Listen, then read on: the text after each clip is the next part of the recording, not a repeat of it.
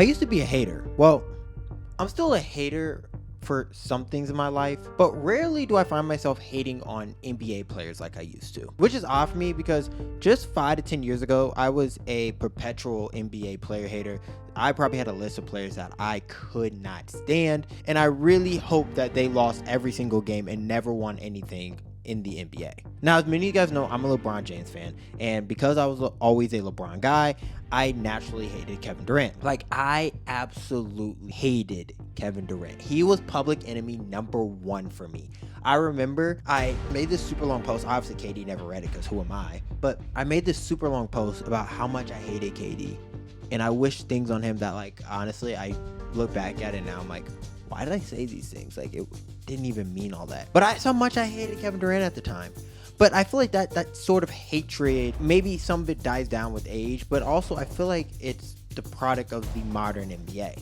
I feel like the modern day NBA players are really hard to hate on. Like, there's really nothing to hate about these players unless you just don't like some of their play styles. Like, I know some people don't like Shea or Jalen Brunson because they foul bait, but still, it doesn't feel like it's a strong enough hatred. Now, you might be like, that's crazy, but for example, when people hated LeBron or Kevin Durant, they didn't hate them because of the way they played basketball. They hated them because of how good they were in the teams they joined when they joined them. I mean, these guys were both in their primes. They joined some stacked teams, and it made the hatred for them even greater. I think this is one of the fundamental reasons why the NBA fan base is losing interest in the game today. Is because when you like everybody, you don't always tune in. Like, it's a lot more fun to hate watch than to watch for just the joy of the game. And that might sound crazy, but just try hate watching one time. You'll probably enjoy more.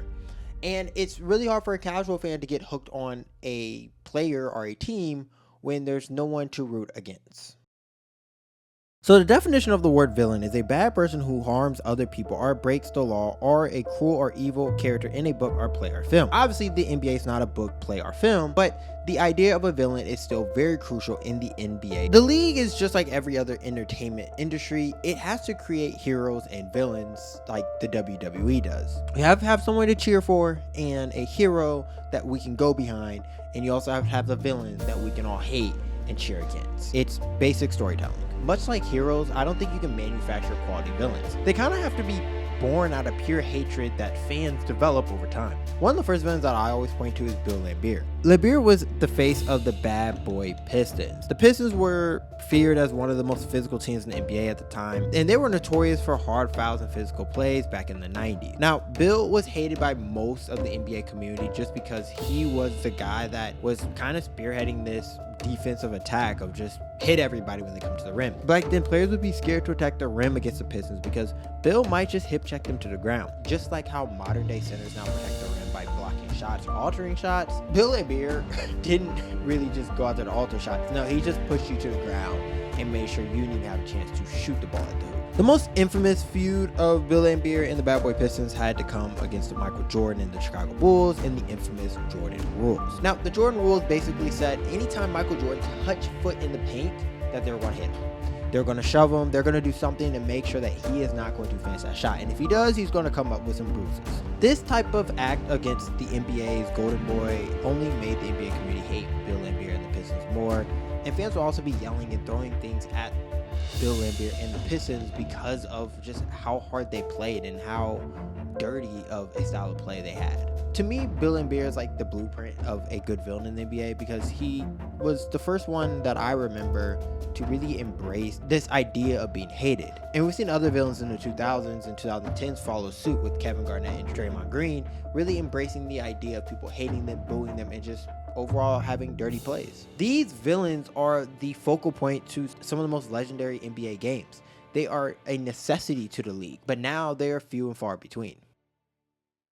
The modern NBA gets labeled soft now. People say stars are way too friendly with each other and everyone's always laughing and joking around no matter what score or when the game is. They oftentimes don't even look like they hate each other. The older generation has grown to hate the modern NBA because it has taken the hatred and aggression out of the game. Many will point to rules in the flopping of this generation as to why it has caused this, but I think a point that gets ignored is that everyone is just way too likable. The only star I feel like people hate in the NBA is Ja Morant. And that's for reasons outside the court. He had the whole gun thing twice now. Yeah, it was twice. People don't like some of his antics, but it doesn't feel strong enough. Like a lot of these off the court hatred things, I just don't feel are strong enough because many people just don't care about what a player does off the court. You almost have to hate them inside the league and what they do on the court within a season. This generation of stars is really missing that guy that everyone can band behind and just hate. And I think that's actually one of the reasons why we haven't seen the face of the league, is because a lot of times these faces of the leagues that we point to, the LeBrons and KDs, have all been hated one time or another, because we know that hate drives attention. When someone is hated and they become a villain, they almost become a household name. A great example of this is Dillon Brooks. Dillon Brooks was a nobody before he started picking on LeBron. It was the best business move he's ever made in his career, was to pick on the greatest player ever and to entice him every time he played against him. I mean, you had those times he would just stare LeBron down, and then he would do all these antics after a bucket, calling him too small, all those things, you know, just trying to get on LeBron's skin. You just see LeBron kind of laughing, and Dillon really played into it. He really took this Dillon the villain identity and really embraced it and ran with it. I kid you not, before Dillon Brooks started picking on LeBron, I don't think I'd ever seen a YouTube video on Dillon Brooks. I know he had that infamous flop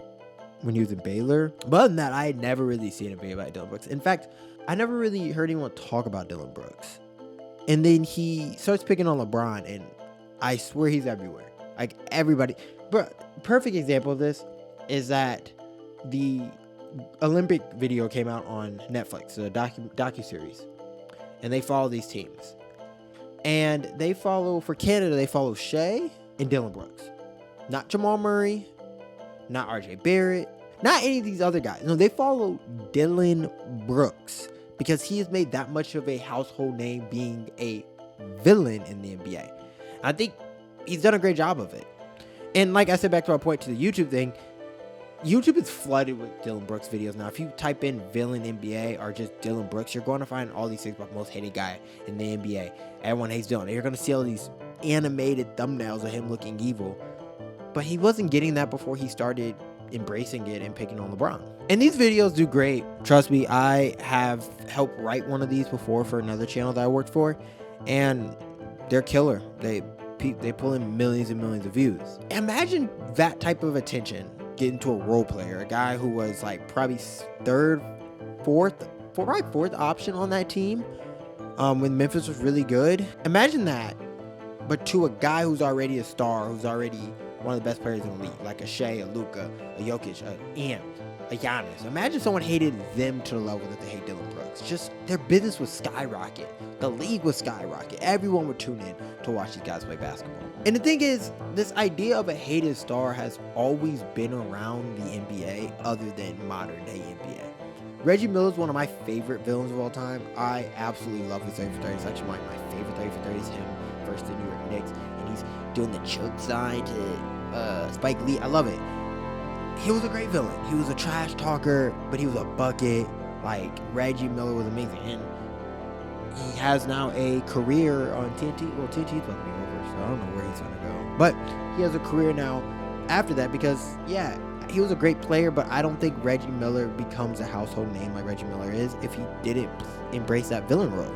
Isaiah Thomas is another great example. He embraced the villain role against Michael Jordan. Honestly, I think he was kind of forced in it, but people really hated Isaiah Thomas. He even got left off the Dream Team because Jordan didn't want to play with them and some other stars didn't want to play with them. Kobe Bryant is also another great example. People might act like, oh, people love Kobe. People love Kobe now for reasons I will not say on camera. But before, Kobe was a very hated guy. A lot of people didn't like Kobe, especially because he was looked at as selfish and he didn't want to pass teammates at all. So, yeah, like it's very common that a star is hated in the NBA. But it's like now you can't find a star that's hated. Okay, so we're going to backtrack to a point I was talking about when I said there's no face in the NBA. And I think the reason why I said was stars aren't hated. Because stars aren't hated, we aren't allowed the beautiful redemption arc. The arc that really makes you the face, really makes you the guy of the NBA. There's a lot of players that went through this, but I think the most prominent one and the most recent is LeBron James. When LeBron left Cleveland to join the Miami Heat, he became the most hated guy in the entire NBA. I mean, people were burning his jerseys. Dan Gilbert wrote a very nasty letter about him, People hated LeBron. I love that story that Dwayne Wade shares about LeBron's first game back in Cleveland. I didn't grow up in the times where our parents can tell us about the hate that they experienced by being black in America. I didn't grow up in those times, but I grew up in the times where I went back to Cleveland with LeBron. And I'm gonna tell you what I experienced. I experienced hate by being black in America. That was crazy. Now, mind you, I played in Cleveland. Everything was cool when I went back there, but that moment, dog, never people who was talking about my mama. Yeah. In a way, I ain't never seen nobody talk about my mama. I don't think we've ever seen someone be hated more at a certain time than LeBron was. He was the greatest villain that the NBA has ever seen. He was the best player in the world, but he also was the most hated player in the world. People traveled far just to hate on bro. It was crazy. Skip Bayless literally made an entire career, a multi-million-dollar career, hating on LeBron James. That's the level of attention that hate gets when it's done right. And the thing is, when you're getting hated on, is you can either shy away from it or embrace it. And LeBron embraced it, and it pushed the league forward. But that also helped him, because after he left Miami, he went back to Cleveland, to the place that burned his jersey, to the city that tore down all his signs, to the city that said they hated him and fulfilled his promise. It was the best redemption arc ever. It was what catapulted LeBron into a new stratosphere, quite honestly. LeBron was already one of the biggest players in the league, but I really think he solidified his identity as the face of the league when he went back to Cleveland. Like, this is my league, and it's been my league for the last 5 to 10 years. Not only that, he went from being the villain to now the hero. He was the hero of the NBA. He was the guy that everyone rooted for to win because they wanted to see him fulfill this story. And on the contrary, we then had a new villain. We had a new guy that the NBA hated, which was Kevin Durant. Kevin Durant left the Oklahoma City Thunder to join the Golden State Warriors. And he became public enemy number 1. Like I said, I despised the man. So now you have one side, we have the best player in the NBA being the hero, and then the second best player in the NBA being the villain. It was peak basketball. It was amazing. We had a great villain who embraced it.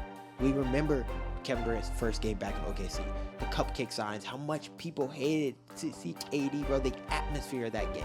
Only second to the game in Cleveland LeBron played. So you have this hero, LeBron, trying to rekindle the love of a city that just tore him down and called him the worst as the hero.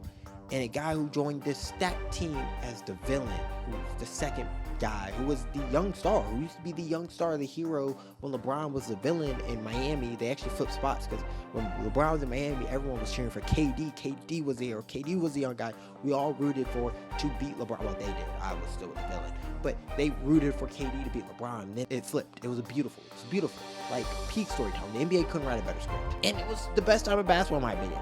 I love that era of basketball. I mean, even look at the NBA Finals numbers. They were amazing. It made the NBA dramatic. It made it something to live for. It made you watch, either to watch LeBron win and cheer, or to watch KD and hate. We just don't have that anymore in the NBA.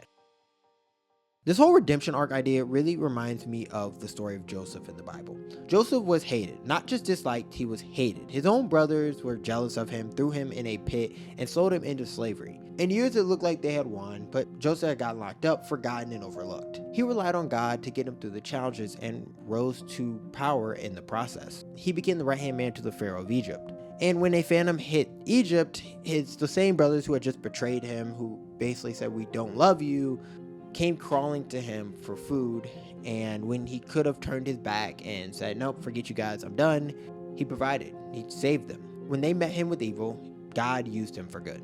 Now, that story is the idea of the redemption arc. The same idea that LeBron had played in Cleveland. He came back to a city who had burned everything. And then when they said, "Hey, buddy, we just want one. We just want one championship," they came crawling back to him. He accepted them.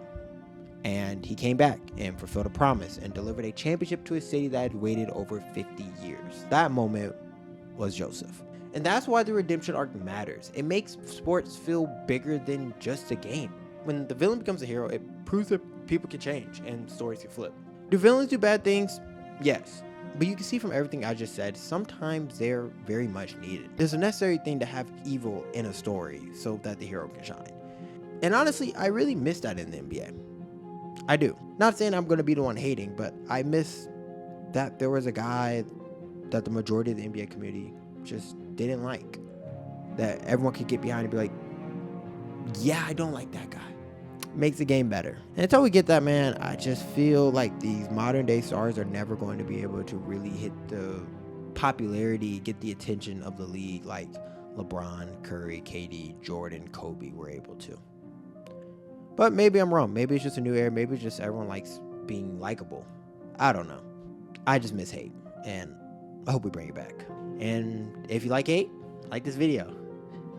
Don't dislike it, like it. And if you really love hate, give me a subscribe.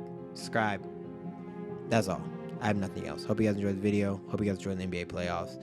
As always, love you guys, and God bless.